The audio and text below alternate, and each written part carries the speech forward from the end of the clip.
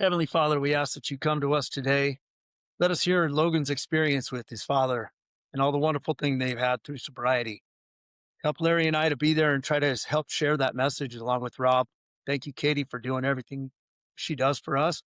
Heavenly Father, just help us pass this message and spread it along to somebody else that needs to hear us today. Amen. Amen. Amen. That'll work. Welcome back to Recovery Unfiltered. It's Rob and Larry in your ear again. We don't need letters before or after our names. Just two drunks with a lot on our brains. Sit back, relax, let us carry the load. We've walked that dark and winding road. We're just two alcoholics with a lot to say.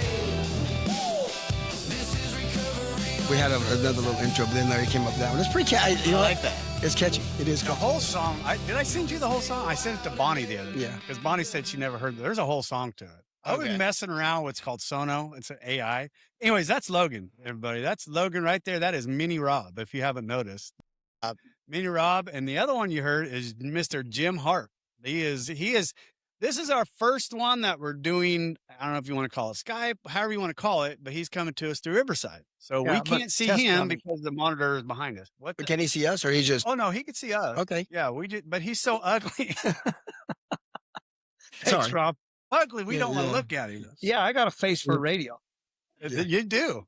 That's what I do. But I've had like 2 or 3 people that have wanted to come on to the podcast, and I've been scared to do it because I didn't know how this system would work. I haven't never done it. So I'm like, We tried it once, but it was all it was kind. horrible. it was It horrible. was everywhere. Well, we brought it in with Dr. Rachel the first time, but it was bad because it was delayed and it wasn't good. My system wasn't hardwired. And then We're there's the hardwired other in. two cats that do a podcast. We were Right. gonna do Well, them. that was, I know the problem there. I know what that problem was because they were on Riverside at the time and I wasn't. Hmm. If we were to do it again, this would work. Right. So I understand what we were doing there. But then, so I texted Jim the other day. I hadn't seen him in a little while. I'd seen him come across the text. So I texted him. I said, "Hey bud, what's going on?" And he laid out a few things for me. I'm like, dude, that sounds like you're going through it a little bit. So this morning I'm like, let me get Jim on just to test this and just to go through a little bit that he's going through. So catch us up. Well, So if you're first curious- of all, how's he feeling? How's the health, Jim? How's the ribs? Hold on. Let me just remind everybody Yeah. Oh, but- who he is. This is Jim Hart. He was August 20th is when he was on. It was called From Chief to Rock Bottom. It was one of our largest podcasts ever. It hit well over, I think it was well over like 5,000 or 6,000 views or something like that. But I truly believe still this day that Jim was paying people in Denver.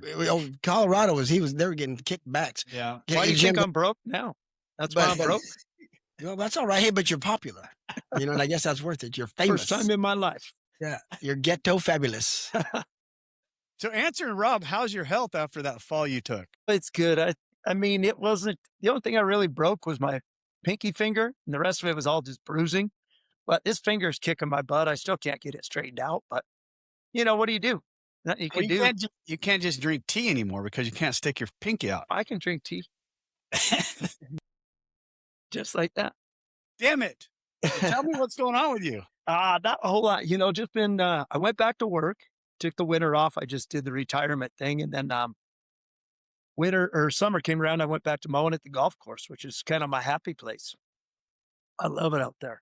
But it's getting used to waking up at 3:45 again and shaking that all up and trying to keep everything adjusted for the program. You get like in the winter, you get in a run, sleep in, wake up, pray, meditate, go to the gym, do the things you want. Well, then summer rolls around, it knocks that schedule back 3 hours. And then you're coming home tired. You don't want to go to the gym. So a lot of things have been just trying to get back in a system, Sounds like luxury problems. I love Yeah, it. it is. It's first world problems, but it's a lot with the program, trying to adjust to it and, getting sponsees. Rob, I started sponsoring. I had one sponsee go out, struggling to get one working now. You guys remember you were praying for my nephew that got hurt Right. so bad. He's been sober since then. And last week he Nice. crashed, man. Nice. It's been horrible. The poor guy. I mean, he thinks Last week he crashed. yeah, last week he crashed. He went back out in a bad way. Well, Yeah. I don't know that there's a good way, Jim. No, I don't think there's a good way. He made sure he took it all though. He went back Oh, all the hey, way. my Gotta God. do it. Might as well do it all the Oh, way. he went hard, I man. just laid into one of mine this morning. And, No, I'm that's praying for him, and he thinks I'm mad at him. I said, "I'm not mad at you, man. I know the pain you're going through. I feel for you." hence the reason why I don't do sponsorship. Yeah, and I I should say that because I have one right now. So I in have all one. honesty, I had a little, well, I don't wanna say argument. My sponsor and I had a little misunderstanding, and it was just a personal relationship, but it got to the point where we thought, "Let's keep our friendship separate from our sponsorship," and I fired him just like Larry did you, Rob. Perfect. Did he cry tears of joy like I did? Oh, he did a dance. I thought he was sad, but he was Wow. dancing. Well, Jim, I was sitting in the chair when it happened. If I was standing up, I'd have danced a jig like you can't believe, and cried and sang. Yeah. It was No, like glorious. we were together 2 years, and he's still one of my best friends. It's just, I think we were given so much personal advice and being so much on a personal level, that it was hard to get that sponsorship aspect of it, for me anyway. What do you think the difference is, Jim? Explain that a little bit because Rob and I's relationship is close. I mean, I Yeah. talk to him about everything. I don't have and Doug and anybody that I have in. So explain that a little bit because I'm having a hard time understanding that it got too personal. I guess in my mind is, I look at a sponsor like the guys that I sponsor. They don't call me and say, "Hey, how's this thing with your kid? You should maybe do this," or, "How's Well, this thing he's going with your giving you girlfriend? Maybe advice you should and do that." And but he's giving whereas you him and I unwarranted we're advice. both single guys. We're both trying to experience the dating world and back and forth. We're really involved with giving each other advice. And I think it just kind of, you get a little bleed over from the AA sponsorship into, I think it'll work, be it like with you guys, but like this, what I've been going through this week with my nephew, I would really like a sponsor, somebody I could call and say, "Hey man, I'm thinking of telling him this," and him say from his sponsorship aspect, "Do this," rather than saying, "I don't know. I I don't got you. really know how to explain I it." get it. I get it. Well, I mean, because a sponsor and sponsee, in my opinion, denotes a certain relationship, and it's not so much subordinate, but Right. because like I told the young man I'm talking about, I said, if you're not, when I asked him last week, hey, call me every day Right. this week, and call one other brother, and then you ask that brother to call me and say, hey, Rob, Ed, this young man called me, just let you know, because if you are not going to humble yourself and take advice or take direction from me, you certainly aren't going to listen to God. For sure. So, and then you're not going to get sober, and Mhm. that's a certain relationship, right? So, Yeah, that's kind of what I thought with it. And I say I'm not sponsored. It's funny as I had a sponsee call me. I actually have two going right now. One's in Maynard's right now. And the other one called me. He's getting ready to, his sobriety date is yours, right? It's yours. It's June 1st. And he's going through it right now. Same way I go through it, right? Remember how used to go through it towards that 1 year, Yeah. that 1 year? He is going through it, brother. He is, he's on it. And I had to remind him again. I'm like, dude, you're 10, 11, 12 days away from, your 1 year. You're working through some shit. Mm. And your shit is probably running over onto other people's shit and it's making them react. You just understand and walk through a little bit of what you're going through. And the other thing is that he's fighting is he used to run big crews and now he's just running he's trying to run himself. Yeah. And he's struggling with that a little bit. Right. And it's easier when you're looking at other people, Oh, taking their inventory, when you got to look at self, right. Honestly. But another thing with we got going on, Jim, with Larry and all the boys, because with me, once you're done with the steps, once I've walked you through the steps, you've done them, Mhm. I'm no longer your sponsor. Right. You can go ahead and call me. We can have that title, but we're brothers now. It's more like discipleship, as the Christian would call it. And that's kind Now, of what I thought. we're walking. But so the advice I would give Larry, I mean, we might talk on more topics now, Right. but we didn't. I don't think so. But it's still the same. It's the same. I'm going to tell him the truth, whether he likes it or not. What he needs to hear, and he's going to say the same. We still, now it's iron sharpens iron. We take on the Christian Right. approach, and we sharpen one another. We don't hold back when they that's- need it, and we hug them when they need it. But I know what you're talking about. And I agree with that, Rob. I think like Larry went to Doug to redo his steps. Absolutely. I'm getting to that point where I'm ready to redo my steps. Yes, you And are. I think Yeah. rather Yeah. than going through with my sponsor from before, let's pick a different perspective and maybe I'll get some of that higher hanging fruit. Yeah, Yeah, and some of that's that great. holds you to Right. a tighter accountability than sponsor/friend. You might let you slide on a few things. Where a new guy, no, let's Yeah. And the other reason why I went to another sponsor is Doug has been through a lot of the family things that I'm struggling with. Right. And and what was great is yesterday when I was coming home, yesterday Butch in the back said something and it shook me to the core. And his mom just died. Right. And he was working through it. And it just hit me so hard as to what if my parents went and I never got to say what I needed to say. It hit me hard. I don't think anybody noticed in there, but it hit me. So what are you going to do about it? Well, once again, I got a chance. I had a post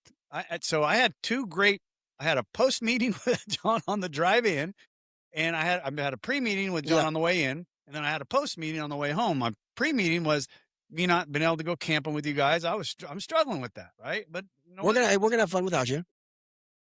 That's my problems. I don't want you fuckers to have fun. Oh, we're having a fucking blast. I hope y'all Probably more fun.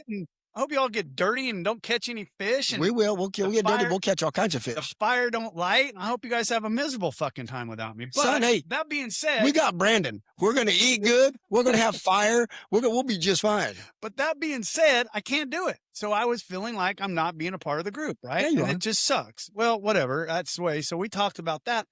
Then on the way home yesterday, well, this is all leading into what we're going to go through with Logan a little bit today is I went back to, thinking about this stuff, the stuff unsaid and undone with parents. Right.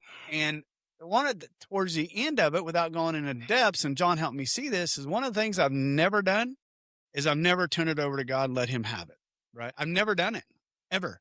I've never, ever said, I pray for my bosses every day. I bless them and release them and give everything over. I've never done that with my parents. I've never done it with anybody inside of my. I've done it with my kids. Yeah, my I know wife. you have. We've talked about it, but I have never done it. So it was a great one. Well, that takes a lot of trust to do that. That takes a lot of faith. I think the point of what I'm trying to say is I didn't need my sponsor for that. Right? That wasn't John's not my sponsor. No, John was just another. That's a brother. Another alcoholic that's sitting next to me. Iron sharpens iron sharpens iron. Yeah. Well, it's funny, Larry, hearing you say that. Just before this, I had a meeting at AA, and there was a gal in there talking about how her mom just passed away. But her mom was able to see her sober and see the change in her. And that always affects me because my folks both died. Right. Yeah, my folks. I'm with you, Jim. My folks never got to see my son, or my mom did, but when he was a baby, then she died. But my dad never got to see the only granddaughter he's got, which is mine. Yeah. He never got to see this. Never. I wish my parents would have saw me sober because Me too. Never. They haven't. My parents never met this man. yeah, because I'm a better person than I used to be. No, God bless but the on people other that side do of get that chance. God bless On the them. other side of that, Jim, my parents have seen me sober and they haven't said how proud they are of me. There's a difference, right? That's a big difference for me. That's what I battle with. I got you. So that's the part where I had to let go of. That right there is because I didn't get sober for them to tell me how proud they are of me. That's not why I got sober. I didn't get sober for that woman sitting behind me to love me again. That's not why I got sober, right? I didn't get sober for anything except for me and me alone, right? And amazing, and all that stuff took place. Oh yeah, and I just had to turn it over and let it go, right? Mm-hmm. So before we dig into Logan, Jim, catch us up on a little bit more of what you and I spoke about the other day. Besides you firing your sponsor because he was saying stuff you didn't like. That's it. You no, life mentioned is it good. the whole thing. Just trying to. I know where you're going, Larry. You prick. You're trying to go fishing for a friend. Okay. So, no, I know Rob had a theory when I came out there. I remember his devious little mind thinking that me and my ex-wife were going to get back together. That didn't happen. That's not even close. So no, I took a year and a half off. No dating, no hanging out with anybody, nothing. Just had to find me, and it was really good. And honestly, now on the flip side, I'm starting to see somebody a little bit. We're having a good time and making friends. Same thing. She had been alone for a long time. I had been alone for a long time. I think it's weird how the struggle is incorporating somebody back into your life.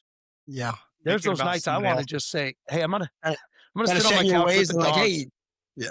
There's an Avs game on tomorrow. I'm just gonna be home with the dogs, blinds down, doing my whole thing. So, and there's nothing wrong with that. No, it's not. What's weird is the things that when my first year that I was learning the divorce and losing the job that I thought would knock me off the beam, I was so willing to give up control that I stayed right on the beam. But now that I think I got control of shit, and I'm trying to stay on that beam. It's Say that like again, I'm Jim. losing that Say it again. balance. Now you think what? I said, now that I I'm think trying to, I think I'm trying to get control of things and I'm trying to adjust my life. I can handle it now, God. I can handle this. I can handle Exactly. X, Y, Z. I don't have You take care control of of the big shit. stuff. Yeah. No, fuck, no, we don't. It's It's like an illusion. it's like I honestly go to yoga most Sundays. And if I just lift one leg and stand on one foot and don't think about it, I can do it no problem. But when I try to control that son of a bitch, I fall over every time, like down the hole. You send us pictures of you doing yoga? No, please No. don't. I don't want to see No. no downward dog from old Jimmer in some tights. I'll be done. I'll I go back to fucking drinking. I sent you a picture of me falling down a hole. Look what that got Yeah. me. Yeah. You're lucky I didn't post that on our Instagram page. I wanted to so bad. I didn't either, Jim. So I It's wanted funny. to see it. It was freaking hilarious. no, well, it was until you because Jim goes, hey, did you zoom in? Pretty rough. So I zoomed in. Once I zoomed in, Pretty bad. no, because I like Jim. He's a good man. I love Jim. He's a brother. So You when I only saw like that, him because you're a little bit taller than him. no, I love him. Yeah, when you zoom in, that was pretty brutal. I mean, that was scary because I thought for It sure you was broke your scary. ribs and Oh yeah, it was spooky. No, I bruised when you- my ribs and then I hurt my hip real bad. And you didn't see my face bounce off the drill. And No. that gave me a concussion. So that Ouch. All right, well, Jimmy, stand by if you want. If you want to hang up, you can, or you can just stand by. We're I'm gonna gonna let, listen in. all right. I'm gonna let Rob take over here a little bit. Introduce who your guest is. go ahead. Who are you, guest? This is my son, Logan. Thank you. He is 21 years old. He is single. Yeah, amazing little career headed out there. He's a great grappler.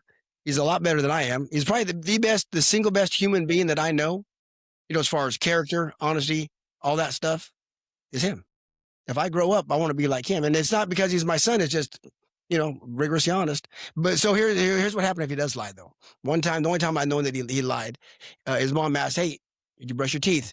Yes. And he takes off to the room. You know, this is young. And he comes back out crying like that. What, did he stub your toe? He came out. He just you know, told how to tell him, I didn't lie. I didn't brush my teeth. But it bothers him. He's that sensitive, you know, which is not okay. I was a little kid, by None the of way, that, but for still, this, still to this day, he can't. He lies like shit. You know, we know it is, but he's just a good man. He's a But good you man. know what? That's a good trait. No, Not to be dude, able to lie. it's awesome. I'm a horrible liar. That's a great trait to have. It's not a horrible trait to have. So But the thing is, everybody else yeah. has the same opinion of him. You know how many compliments we get, Yes. and it's not. It's God. Let's be honest. I mean, it's God. Right. So Because when I got sober, he don't remember that, Dad. no. What became important to Dad, like my wife says, you know, I got addicted to God after Right. alcohol. He saw that, then he went that direction. So I mean, we're going to dig into this a little bit, and I'm not going to lie. I had to because we've never interviewed, right? My two daughters knew me as an alcoholic, right? They watched it. They were older. You and your sister never really saw your dad drink. So I'm like, how the hell am I going to interview this? But I know there's something there, right? There's something there. And I was telling your dad this morning, I'm like, where are we going with this? And he was like, I don't know. I'm like, motherfucker, here we go. Right. So I had to do I did some Googling and I'm not going to lie. I got on a ChatGPT and I was like, how do you interview somebody in a podcast who never, their son, you know, basically did the whole situation, and it kicked out some very, very interesting Great questions, actually. right? So I'm going to start. It's basically your childhood and your identity. Is what do you think recovery or AA was when you were little? So when you were growing up, when you heard AA and you heard that kind of stuff, like my grandkids hear me talking about it now. But what, from your perspective, what do you remember? What you thought of it back then?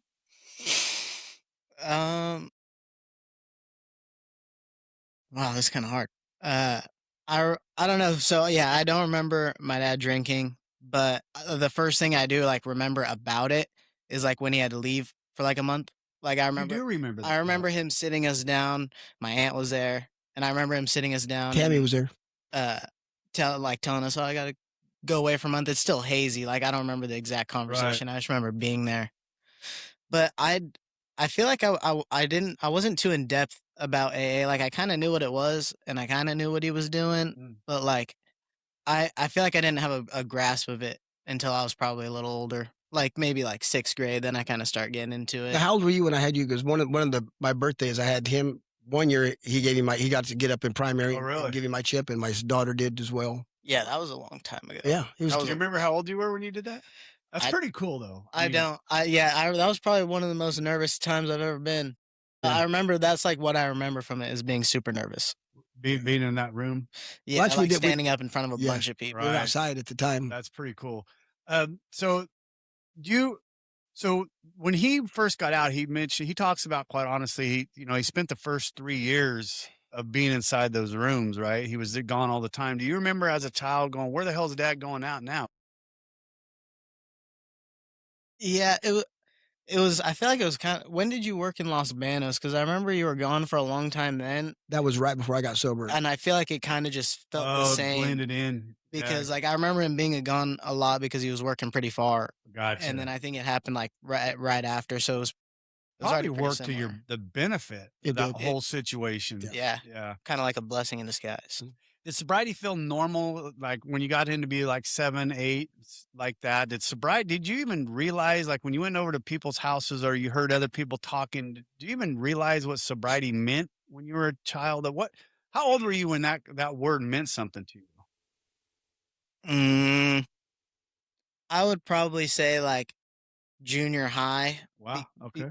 But probably because like that's when I started understanding more. I would start hanging out with some buddies and go over there, and their dads are drinking. Okay. But I'm like, I guess my dad never drinks anymore. So you know? did you? So I kind of got it, but like I didn't. And me and my wife have told him about Oh, our, yeah. our kids know all of our past, for sure. everything we've did, and all the mistakes we Both made my and kids. with drugs, everything I've done, Both all the my- methamphetamines. They know about everything. Both my children, both my daughters knew about that. And I thought that was extremely important that my kids knew that I had that, only because I wanted them to feel comfortable to talk to me about it. Mhm. And they did, if they would go to parties and run into that stuff at parties. Like, Dad, that stuff's starting to come around again. Right. We see it at parties now. And that used to make me fucking nervous when I would hear that. It's like, well, let me tell you what's going to happen. Right. Mm. So I tried to go into that. Did you feel different from the other families? I mean, did that make you feel different? That, hey, his dad's drinking and there's all kinds of buddies drinking. Why doesn't my dad hang out with those guys? Not really. No. I don't think I had that type of feeling towards it. I honestly thought I thought it was kind of cool, like, oh, he doesn't have to do it and he still has a good time. And he was big on himself. I was like, well, my dad looks more jacked than these guys' dad, so it's got to be something. Was that period of time, were you envious of like other kids did you feel like your dad was giving more attention to other people when you were growing up? What did you think about that? Because early in sobriety, when I would sponsor men, it was easy just bring them to the house. After a while, like, now that ain't fair to my family because they would all, because we Right. don't have a huge house, so we would like be in the kitchen, and so they would kind of go to their rooms and give us that space. And I thought that ain't fair to my. Remember, for Right. 2 reasons. One, it's not fair to my family. Right. 2, I'm taking someone who's uncomfortable anyway, just getting sober, bring them to a place that they're Right. unfamiliar with. Right. So I started going to somewhere where they're more comfortable, either their home or something like that. Yeah. What did you think about that? Because a lot of people like Aaron Strangers coming become family too. He. Right. Yeah, people become really close. Like Yeah. I would consider myself pretty close with Aaron. Oh yeah. Like I know Very- a lot of these people really close now. It's like Yeah. But spending time with other people, I don't know. That's hard because it might be different for Emily, but like I remember like Emily's your sister. yeah. When I was 11, 12, and that's when I was starting baseball. I remember you were in the Padres, you helped with the Nationals. Like I feel like I remember you I was always being there a lot Yeah. enough. So even though you were spending time, I feel like you broke it up pretty decently. A balance. Yeah, Yeah. I Had feel like good you were pretty balance. good about it because I don't have a time in like my memory where I'm like, where's my dad? Right. Yeah. So yeah, that's a little bit of your young back and then. Let's see. What lessons did you absorb without realizing it as you got older? Do you remember some of the stuff that you saw your dad do? You kind of saw things going on around. Did you get Did you get AA'd a lot? All the AA stuff. Oh, I hear a lot of little terminologies that he says he uses with his. But do you see it? I sponsees, think what I'm looking at is what I'd like to know is, do you see it away from your dad? Do you see it out when you were out and about? What did you absorb that you used into your own life from watching your dad as growing through that? I feel As a like, man. I feel like a lot of the stuff I got, like when you guys were just talking about it, how like you guys were really open with your Right. kids about your younger Yeah. years. I feel like that was super important because like the smart man learns from his mistakes, but a wise man doesn't have to make them. Right. And I feel That's like I feel like I do a pretty good job about that because I don't drink a lot. Like I've never had I'm a really introverted person to myself. right. I don't really go out and do the whole party scene. I don't go and get hammered on the weekends really. I kind of just go to work. I train. I've been like that in high school. I wrestled, didn't really have a girlfriend, didn't really party, just Very wrestled, disciplined. very disciplined. I don't know. I've just kind of been wired that way though. That's why I feel You like think I would say, do you think that's just part of your nature? Do you think that's from watching your dad? I think it's both, actually. little bit. Yeah, Because, influence. if we're attentive parents, let's be honest, Right. Katie, tell me if I'm wrong. I was talking to Logan about, I'm going to go get his sister. She's going to come down from college because it's over. So we're going to move her back in real quick and go get some stuff. And I'm not saying because no parent is perfect, but an attentive parent knows their kids better than they do. They'll know, the kids won't admit it, but we do. And one of what Logan just said, there was a time, Larry, because when we were doing baseball, we found a Texas Roadhouse because his diet started My getting, favorite. and he started eating steak. So we would tell mom, hey, we're going to go on Saturday. We're going to go to the park, hit some balls. And eventually it got to, we'd go, just so we weren't lying, we'd go to the park, we'd throw the ball once or twice. I mean, that's it. So, and then in the car to the Roadhouse. So you did. But as we were talking, and I don't want to I'm not getting into the exact topic we were talking about, but he said, hey, Dad, I remember you telling me a while back about, about this age, it was junior high-ish, you went this direction and this was your result. And he came to the same crossroads. He goes, I'm going to go this way. I'm not going to repeat but that was not me. I'm not going to make the same just because you don't know who I am. He would learn from me and then go, just wisdom. And that's the point of open. Understood where he was at. You Yeah. understood what he went through. And because of the way you approached it, he was able to grasp it. Well, And he it also helped that said, he had the quote he said, the one thing I didn't say, he goes, and everybody says, I'm just like you. Not only do I look like you, I'm a lot like you personality wise. So I'm going to go this way, right. which is super smart. Which we all try to do, right? I mean, I do. didn't. Well, I did. Once right? you told me the stove was hot, if I told him, son, that Right. stove was hot, you're going to burn yourself. I did it last year. All right, I won't touch it. Not me. I'm Right. going to make sure that you I tell the wanna truth. Make sure you're not lying, right? Yeah. Did recovery ever look like it was something weak to you, like weak or strength? I mean, when you what did that look like to you as far as? First off, That's a good question. Did you know he was in recovery? At what point did you? I think you said about junior high, but did it ever look weak to you? Oh, when I first started understanding in junior high, I've always thought of it as like, especially because like I've heard his story, I've started hearing other people's stories. I honestly think the opposite. I'm like, dude, if I were there, Right. I don't even know if I could get through that, and I consider myself a strong-willed person. Like I honestly thought of it as like, damn, that's a hard decision to make. Like it's almost impossible to do. It's rough. Yeah. And you see people who still struggle with it. You see like stories like when you're scrolling through TikTok of the worst case scenario. You're like, damn, I'm truly blessed that he was able to do it so young and I didn't have any of the problems that Yes, people very have blessed. to deal with. Very, very blessed. What did accountability look like to you at home? I mean, how was that stress to you in your house? Accountability. What do you mean? Well, you kind of already mentioned to it that he doesn't lie, but when you keeping your side of the street clean, His side. right? When you keeping your side of the street clean, at what age did you realize that, or did you recognize that? That's not lying, right? That's not the lying part. It's just like, what side of the street? When did you realize that you had to keep your side of the street clean? Manhood, adulthood, how to handle your business. I would probably say like when I really started to mature like that would have been when wrestling started. I feel like wrestling helped me High school. in high school. Wrestling helped me a great deal mature. I was kind of a little baby boy a little bit freshman year still, but it really made me like mature fast, I think. And it's hard, wrestling's hard. I mean, Oh, yeah, it y'all takes a talk lot about of discipline. and wrestling wrestling for Oakdale High, which they were 10th, Oh yeah, God. 10th in the state. So, Yeah. but what he does, because he's never not missed weight. He started shopping for himself, cooking his own food. He got a meal plan and books and calorie, and that's all on his own. Right. Now you didn't see behind the scenes when You know, the day before, the day of, when he's just in it, you know. And but another thing is not because Dad was a wrestler, so his mom would have to go back to the room when Logan's, you know, teared up because he's in the last weight cut, and I'm, Right. you know, Cramping on the floor. I'm rubbing at his sides, and he's all cramped up. But I've done it.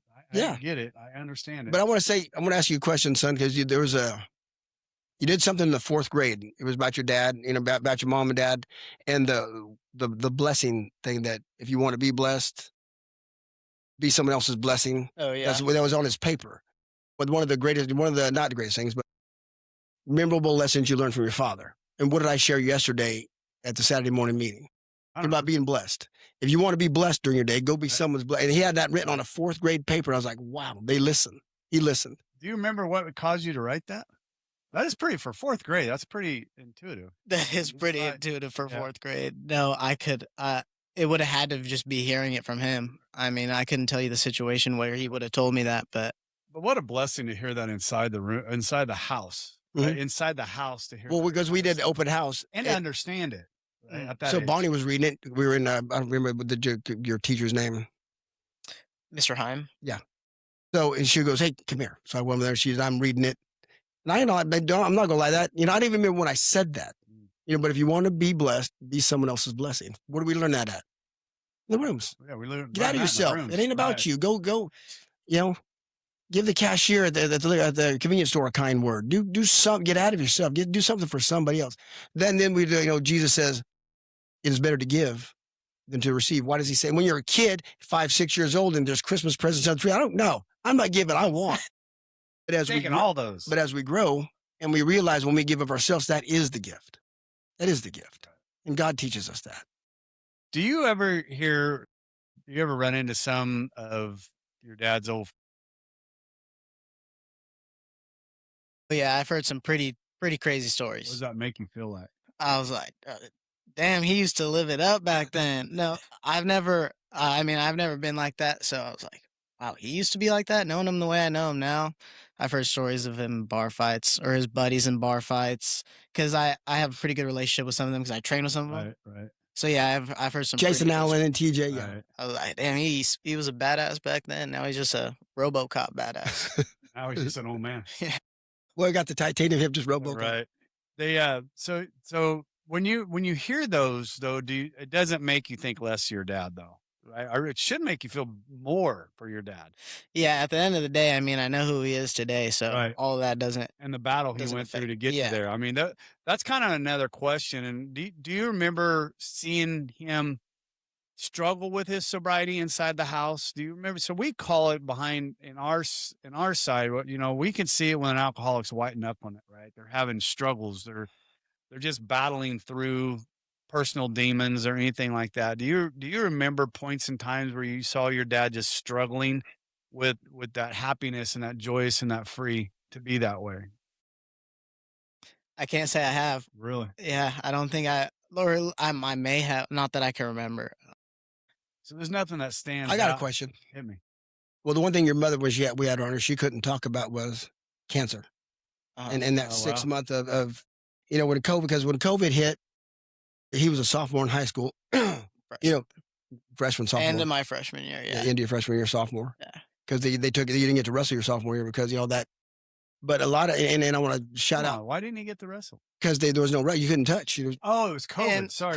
Yeah, but we had some guys who were like still kind of practicing, you know, at somebody's house, but I couldn't go to that because with his cancer, if I'm gonna get COVID, no, for sure. I got you. He was the primary target. Yeah.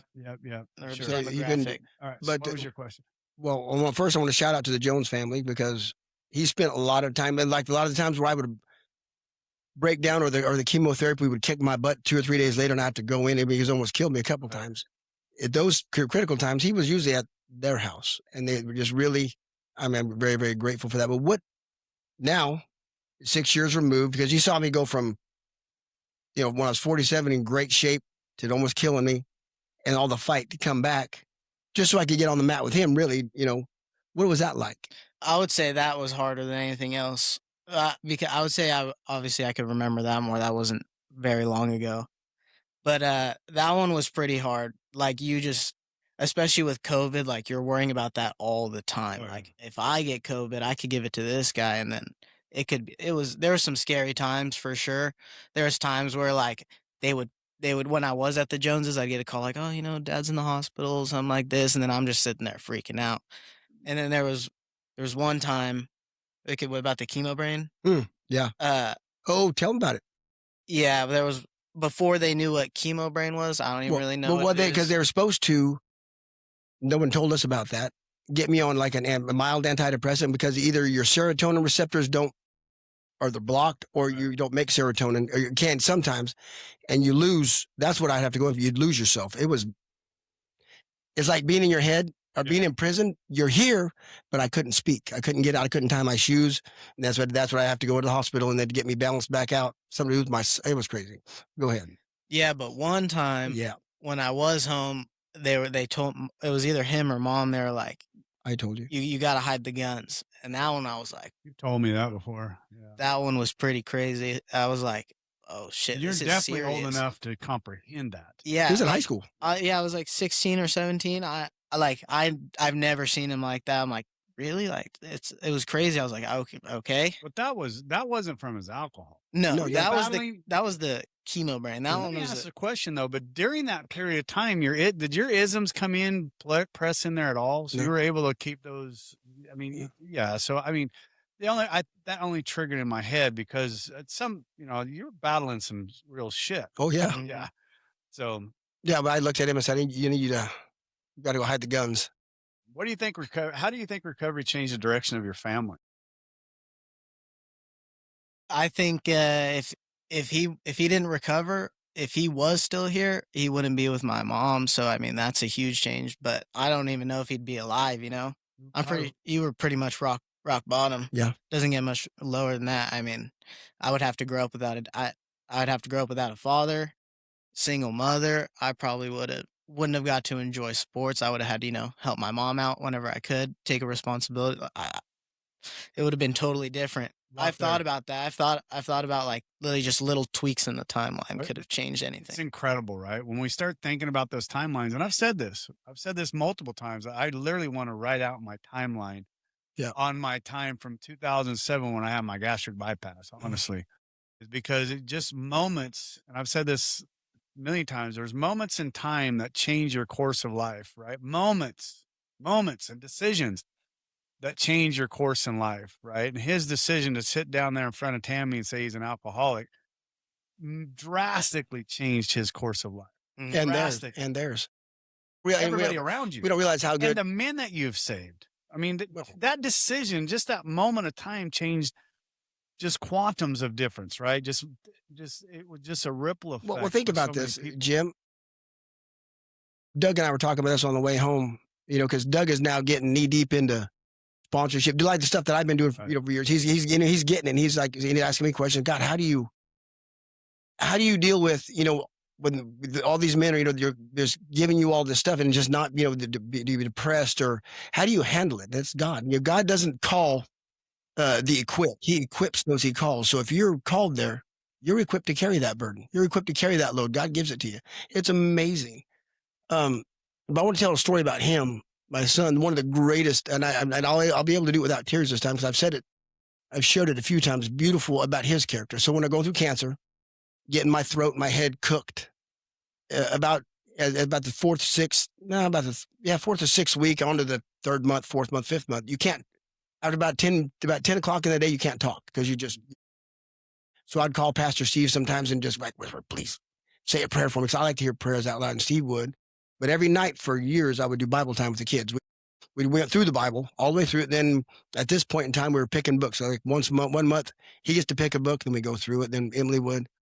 And I wanted to keep that, just something, because that's something we've always done. And even though we're going through cancer, we're going through COVID, I try to keep as much stability as we could. But it got to where I couldn't talk anymore. And then one night,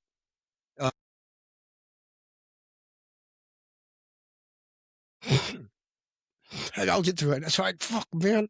It's unfiltered. And it'd be him, but not that my daughter wouldn't. So I was trying to do it. And when we were in the book of Luke, and I had the Bible, And I was trying to talk and I couldn't talk and I was getting frustrated. I know they could see me getting frustrated. And he, all of a sudden I feel a hand on my head, a hand on the Bible, and it was him. And he goes, I got you, Dad. And he grabbed the Bible, sat down, and from that to the end of cancer, he read. And that's when God told me, because me and God were arguing the whole time about this, like, all this shit I've done for you, everything since I got sober, I appreciate, Lord, but I've done everything you've asked of me. Every man you've brought, every hour you've asked of me, I've fucking done it. And this is how it's going to end? Like this? You know, and I wasn't really cared about me because I know what I deserve, and I got mercy. I know what I deserve. I'm blessed. But you're going to leave them without me? You know, what about them? And in that moment, he showed me, hey, listen, and this is what I heard. This is the only time I ever heard God in my fucking life. And I'm grateful for it. Yeah, you're going to hear God and the F word in the same sentence. Get over it. Karen. Go shave yourself from the knees down and get back in your Subaru. So God told me. And he drives a Subaru. Probably. No, you do. Yeah. That's my wife's. He said, no matter what happens to you, you'll be fine because you're mine. And no matter what happens to you, they'll be fine because they're mine. They're not you. And that's when I gave them over. They're yours. They always were anyway. And what freedom that is. That had to be a turning point. It was. For a lot of things. That turned a lot of everything. Things. Yes. Fear of death, gone. Right. Fear of tomorrow, any fear, gone. You know, and then strength to walk through the rest of that. At that moment, I knew I was going to survive. I didn't know what survival looked like, but I knew cancer wasn't going to kill me. I'm going to die, but not from that, not that day. Logan, did you see that? Not to this extent. That was, I almost just started crying now. He has told that story a couple times, and I can on here, he's told that story a couple times, and I can promise you, he has never been that emotional about it because you're sitting next to him, and I don't know if you've ever heard that from his voice. Not like that, no. Yeah, I've seen it a couple times, and I'm glad you went there, and I knew where you were going because I remember you telling that story. But that is the character of my son. And that's God. That's not because he's got the greatest father in the world, because he doesn't. He's got a great mother. He's got an amazing mother, but he's got a God in his life. A little bit of Jesus in him. A little bit of Jesus, man. He has watched you. He's watched your character change. To me, he never had the opportunity to see a character of a man that didn't deserve God in his life. You know, he's always seen the character of a man that deserves everything, every blessing you have coming to you. And he saw that. And he knew at that point, he had enough examples that he has seen to say, I got this now. Dad, you've showed me how to get to here. Let me take it from here. Right. And that's just that. But that's the power of recovery coming in, because you had God prior to all that. We went to church, but I was drinking. I took him to church every single day. But that's my point. But that was the power of recovery coming into your life to do that the way he got to see it, to allow him to say, do you feel your generational period of the family has changed because of your dad's recovery? Right. That changed the trajectory of the whole family. Like what could be in the future too, right? Right. I'm talking about you with your kids down the road because of your dad's recovery. Yeah. I think 100%. I want to be a father someday. Obviously I have quite a bit of time before I have to worry about that.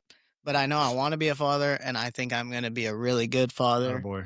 And I want to, that is my goal, is to basically, I want a family just like 2 kids, preferably a boy and a girl. You know, I know I don't get to choose, but I mean, I've thought about it, and I think I'll be a good father, and it definitely has changed, because who knows what I would have been like if I didn't grow up with a father in my life. What kind of father could I have been? Because I would have had almost maybe no example. You never know. I got a question. Speaking of that, son, say you're going to be a father, and I agree. I think you'll be an amazing father. Better make damn sure that Bonnie's on board with that before you decide. Oh, she's to have over. a baby. Oh, yeah. Just saying. Oh, yeah.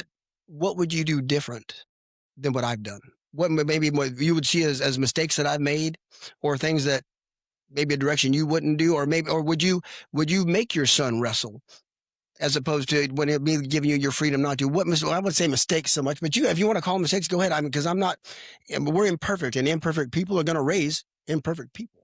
But what would you see? What would you do different than what I have done? If you get a son and a daughter like I did.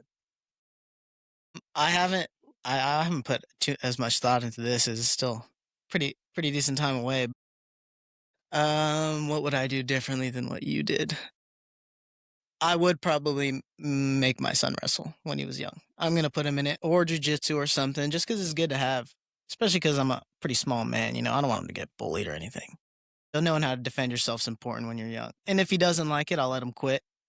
But he has to try it for a little bit. Like, you got to try it. But you have to finish out the season, then you don't have to do another. Maybe 2 seasons. Try it twice. There's so much in wrestling, that self-discipline. That's what we was talking. I mean, defend yourself too with that confidence. But I didn't do that with him. I let him kind of find his own way. And then his freshman year, hey, Dad, I think I'm going to, no more baseball, which he's not going to be a pro. We knew that anyway, pro ball player, but I want to wrestle at Oakdale. Okay, son. Well, I said, great, but you're going to take your lumps. And he did. I took some lumps, yeah. But and the beautiful thing about what God did, as far as like Jeff Jones and Steve Strange, different men than me. But what I'm grateful for is every other man that's been, because I've had as far as men go, I've had the most influence in his life, obviously. But and Martin too. But every other man that God's put that's had an example on him preached the same. They helped me parent because they taught the discipline, character, honestly, all the things that I preached to them. Same way. They got the same from surround yourself with men like yourself. So you weren't going to let your son. Well, they just so happened the coaches he got were also that, that which was awesome, which helps me. Yeah, it helps parents. I mean, trust me, wrestling helped me parent him because the lessons it taught him as a man. I mean, do as I say, not as I do kind of thing. I mean, they're going to do what you do. But so it was awesome. I it was a great thing. But he just took to it. He's always been more mature, and he's always been forward thinking. He, like when he was in junior high, Larry, 8th grade, actually, we were talking, he's like, Dad, I can't wait till I can mow my own lawn, barbecue do all this. Son, dude, you're coming into high school. Go enjoy. Right. Enjoy some of this. Watching you enjoy life, though. He was at that, like I said, he was watching you enjoy life. Yeah. He wasn't watching. Me and Bonnie didn't see it like that, but it is. He wasn't watching you go through the drudgery of life, right? He wasn't watching you like struggle through life because you had this freedom of the sobriety that we talk about, that you weren't hung up with a lot of stuff. You just had freedom. You know what? I never thought of it like that, but you're right. He did. He saw, he saw, and I'm going to talk about a couple things. Because I do enjoy mowing lawn, because ask him how I mow the lawn. Before cancer, now shirts off. Well, yeah, and then Bonnie's taking pictures through the window. That makes the man feel good. No, and you should. I mean, the out here in my cow milker boots with no shirt on, is just a pair of shorts mowing the lawn. Neighbor ladies out there drooling and shit. I love that. Sitting in their lawn chairs, drinking their wine, watching a sober guy mow. Yeah. Porty's out doing yard work on Sunday. Hey, what? And I know you hate this. I know you hate this word, Rob, because you don't live in fear. So get past the question. Go ahead. Have another way. What fears or worries did you have about both your children as you were growing, as they were being raised up? Did you ever have the thought, yes, will they be like me? Will they have this ism? What am I doing? They both share character traits of me. Okay. He got all the good. I want to say my daughter got all the bad, but she got she's got a lot of isms, and she was in my experience really scared her straight, if you would. If you want to touch out, because she's finally at 24, 23, getting ready to turn 24 this month. Had a few drinks and stuff, and found a drink she kind of likes, but she let fear guide that. Right. Which, not so much with him do I mean, but what, after cancer? No, I don't not worried. I turned him over. But before cancer, I was 9 years sober going through cancer. Right. After that, I turned them all over. They're his. Before that, yeah, man, I don't, and a lot of times I would harp and preach, or if something would happen or something going on in their life, I'd pull out the big book, wouldn't I? And we'd just read them a little something, to try to. And sometimes instead, maybe I preached too much out of fear instead of just a life lesson. I definitely see that. Yeah. I definitely see that. So, Logan, I'm. Wait a minute. I'm gonna before I there's a couple things I want to do. Jim, you got any questions you want to ask Logan that came up? I mean, you got some boys too. Sorry about. All right. Breaking in. No, Logan, I feel how lucky Logan is. You know, I'm sitting here listening to that, and I know what my sons went through. How old are yours, Jim? My sons are, let's see, Matthew's going to turn 28 and Josh is 27. So they saw me. I mean, I'm only 2.5 years sober. They lived through hell, and I didn't think they did. I told you guys a story that, you Yeah. know, that I didn't realize what I put them through. And when Matthew went away to college, that's why he didn't want to come back. And I was scared to death they were going to end up like me. And thank God their mom she's such a wonderful lady that without pushing them against being that way, she was able to steer them away. And, you know, the younger one, he's got a lot of the traits I do, but not the isms. But, you know, he gets stressed. He gets the control that I get. And they all have that kind of stuff. But I think after them seeing what I went through, they can't even consider going that route. I mean, because they almost lost me 2 years ago. They got phone calls telling them where I was. I'll tell you that story. Yeah, I worry about. But wait, that's a great story, though. Oh, it's a The great prayer and the bullet not Yeah. firing. It's Watch amazing. the podcast. Oh, you did? No, I will. Oh, Yeah, it's Watch an that amazing one. That's still, like I said, it was on August 20th. The Jim, that story is from It is, you know, from chief to rock bottom. It aired on August 20th is when it aired, and it was an incredible story. But I worry about. I don't fear it as much as I used to. I worry about both my dolls, right? I mean, but I also, in what way? What do you worry for? What? well, and I don't want Logan and I'm not trying to scare anybody, but listen, we read a lot of stories inside the rooms of AA. I mean, there's stories inside there where people didn't drink till they were 60 years old and they put their slippers to the side and they drank themselves to death in 6 months. And there's right? people that didn't really start drinking until their 30s and Right. 40s, and you know, then 5 years later they're in the rooms. Yeah. I barely drank from the time, I drank I was bad in high school. I mean, my alcoholism was out of control in high school. And then when I started dating my wife and, things got a little serious, I put the alcohol and the cocaine and everything to the side. I didn't touch it for a long time. I'd have drinks every once in a while, but it was never anything. And then when I got to be 36, 37, right around in there, it went to drinking every day.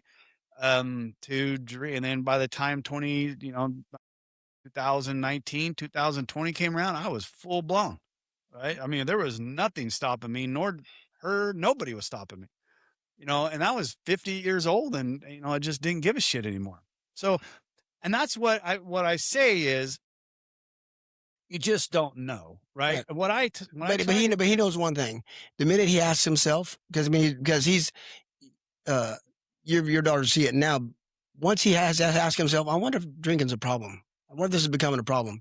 It is. He knows that. Once you ask yourself that question, and that's where you either cross that line right. or you're real there. So that, it's time to reel it in. And that's where I've heard people say this. If you have to ask yourself what time you're starting to drink, yeah, right? If you have to look at a clock to say it's 5 o'clock, okay, good, I can have a drink. That's a problem. If you start counting your drinks, right? If you're looking at it, if you're sitting in a bar, you go, okay, that's 5. I can do 4 more. That's a problem, right?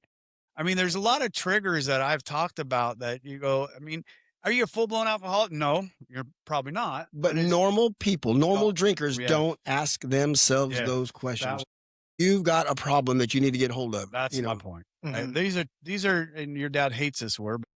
But this word comes into effect sometimes, but those are trigger warnings to go. They're just warnings. They're just. And you're right, but it's a warning that pops up to go, shit. Oh yeah, maybe I better check this, right? So, Katie, did you have any questions? No. I think, and I'm going to try to get through this. I think, Logan, you need to understand him.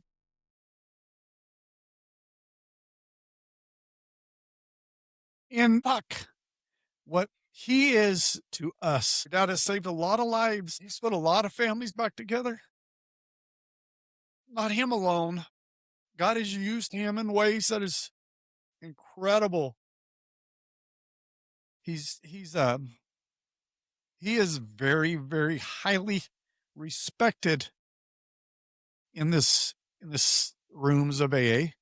His name is very well known. So I think the reason why I tell you this is so it's not that you don't think highly of him already, because you do, but he is inside the rooms of AA, just very, very highly spoke about human being, right?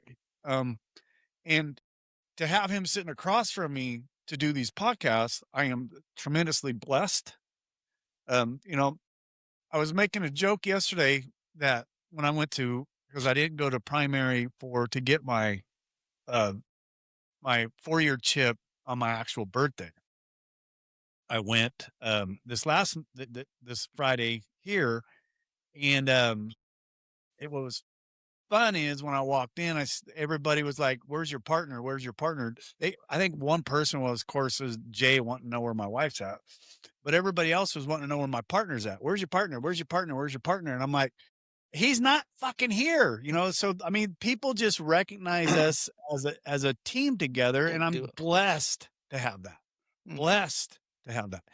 And you know what him and I do together with this podcast is, you know, I throw content and he kicks it out of bangs it out of the park, right? That's it. I bring, you know, the next podcast you're going to see your dad at work.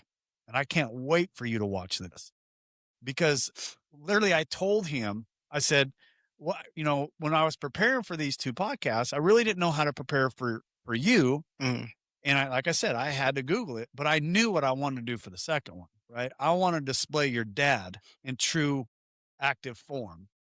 And when we come back and record, you're going to see your dad very, very active in a topic that I brought up, and it's going to be fun. Right. And, I'm excited for that one. So I think in closing that you know, anybody that's struggling and your kids are watching this, and if your kids are still young, by all means, reach out to somebody, reach out to us, you know, recovery unfiltered podcast at gmail.com. Rob, me, thank God, Jim, you know, Jim is I've turned quite a few guys, at least 3 or 4 now, huh, Jim?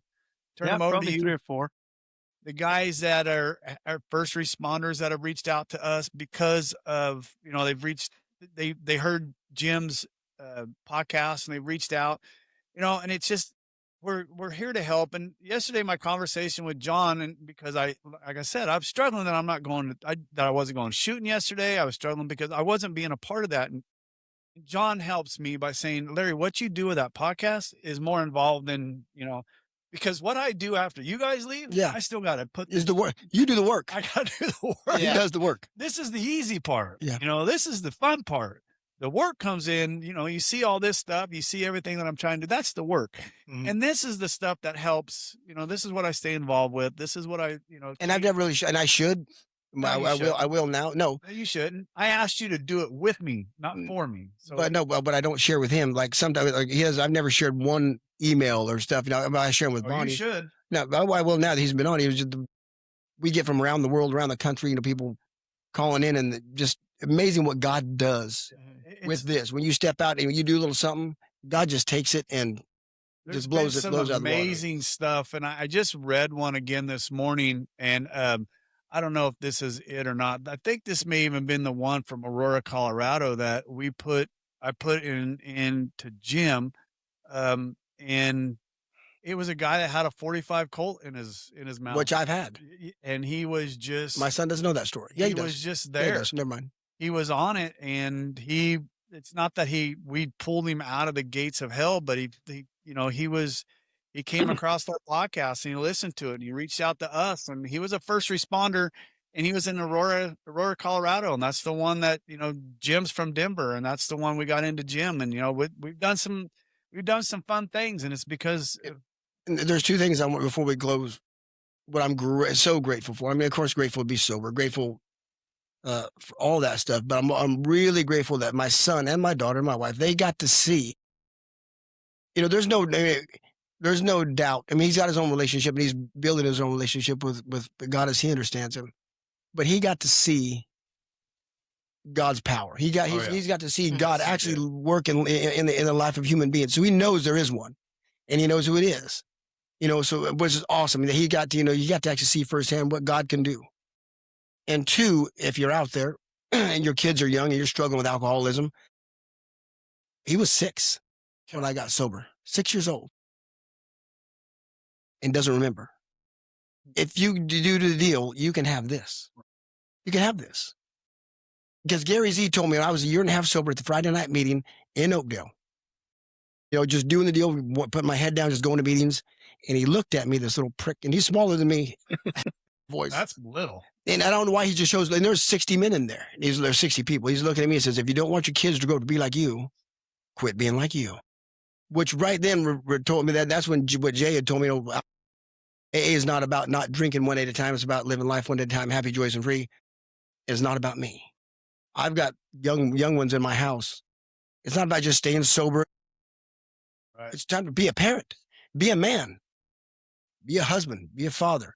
All those things that I wasn't doing very well, but I had men around me in the rooms that taught me how to do that. And I would learn, I would take some, and the things that worked, I incorporated. The things that didn't work, I didn't incorporate, but I tried everything just to be, because that's what it's about. It's not about not drinking. Alcohol is just a symptom, page 64. Be a man, be a father, be an employee, be an employer, and a good one, a godly one. It's not easy, but it's not impossible. So that turned the corner for me. So one more thing before we close is I'm going to say this. 35 years ago today, I was getting prepared to get married. Oh, really? I was, and yes, 35 years ago today, we were doing our walkthrough and doing everything. And tomorrow, which would be May 18th, I celebrate 35 years with this wonderful, beautiful woman sitting behind me. And thank God you stuck with me, baby. I love you. Wow. Congratulations. Yeah. That is a feat. That's impressive. In today's day and age, any day and age, that's impressive. Katie, what's really impressive, you put up with this fucking animal for that many years and not slit his throat when he fucking slept. Talk about strength and tolerance. Yes. But doesn't that bring, I've read it 3 or 4 times, that Dr. Bob and, Dr. Bob's Nightmare, the women that alcoholics tend to marry. All right. Why they put up the shit we do, I don't know, but what amazing women we've got. You're lucky. She's blessed. pulled me out of the gates of hell more than once. Yeah. And she puts up with this bullshit. You take her rooms away from her, spend the money. God, don't geez. kid yourself. She's enjoying this now. She's having fun. So anyways, baby, I love you. Katie, got any questions for my son? Are you good? No, we know Bonnie and how amazing she is. Yes. So of course your kids have to be amazing, which I've never had the pleasure of meeting Logan. So I've heard a ton about you and your mom. She loves you so much. So, not that your dad doesn't, it's very obvious. Your mom. Oh, she's going to struggle when it's time. I feel sorry for the woman he brings home. I'm just saying. Oh, wait, no. Because growing up, Bonnie always says, I get to pick out your wife. And when Logan was 4, 5, 6, 7, he would agree with Mama. Now he's like, baby, I'll pick her out, Mom. You just, I got this.